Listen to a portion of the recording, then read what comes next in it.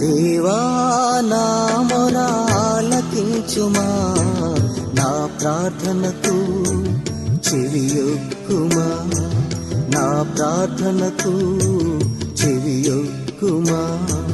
నా ప్రాణము తల్లడిల్లగా భూదిగంతముల నుండి మొరపెట్టుచున్నాను.